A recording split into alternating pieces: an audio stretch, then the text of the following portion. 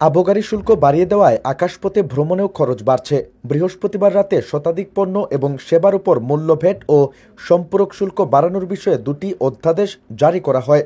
এই দুই অধ্যাদেশ জারির পর জাতীয় রাজস্ব বোর্ডের ভ্যাট বিভাগ এই সংক্রান্ত নির্দেশনা জারি করে। এনবিআরের নির্দেশনা অনুযায়ী অভ্যন্তরীণ পথে বিমান যাত্রায় আবগারি শুল্ক 500 থেকে বাড়িয়ে 700 টাকা করা হয়েছে। সার্কভুক্ত দেশ ভ্রমণে আবগারি শুল্ক 500 থেকে বাড়িয়ে 1000 টাকা এবং সার্কভুক্ত দেশের বাইরে তবে এশিয়ার মধ্যে 2000 থেকে বাড়িয়ে 2500 টাকা করা হয়েছে। এছাড়া ইউরোপ ও আমেরিকা ভ্রমণে আবগারি শুল্ক 3000 থেকে বাড়িয়ে 4000 টাকা করেছে এনবিআর। এদিকে এনবিআরের নির্দেশনা অনুযায়ী সিগারেটের 4টি স্তরে দাম ও শুল্ক উভয়ই বাড়ানো হয়েছে। নিম্ন স্তরে 10 শলাকা সিগারেটের দাম 50 টাকা থেকে বাড়িয়ে 60 টাকা করা হয়েছে। এতে প্রযোজ্য সম্পূরক শুল্ক 60% থেকে 67% করা হয়েছে। এছাড়া মধ্যস্তরের 70 টাকা থেকে 80 টাকা এবং সম্পূরক শুল্ক 65.5% থেকে 67% করা হয়েছে।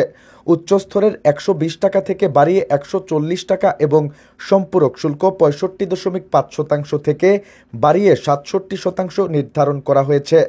আর অতি উচ্চস্তরের সিগারেটের দাম 160 টাকা থেকে 185 টাকা এবং সম্পূরক শুল্ক 65.5% থেকে বাড়িয়ে 67% করা হয়েছে।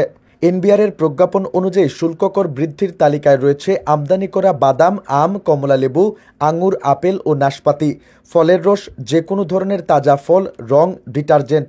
এছাড়া মদের বিল, পটাটো ফ্লাক্স, প্লাস্টিক ও মেটাল চশমার ফ্রেম, রিডিং গ্লাস, বৈদ্যুতিক ট্রান্সফরমার ও তাতে ব্যবহৃত তেল, বৈদ্যুতিক খুঁটি, সিআর কয়েল, জিআই তারে সম্পূরক শুল্ক বাড়ানো হয়েছে। এছাড়া এলপি গ্যাসের ওপর ভ্যাট 5% থেকে বাড়িয়ে 15% করা হয়েছে। উল্লেখ্য, বিমান টিকিটের দামের সঙ্গে যাত্রীদের কাছ থেকে এই আবগারি শুল্ক আদায় করা হয়।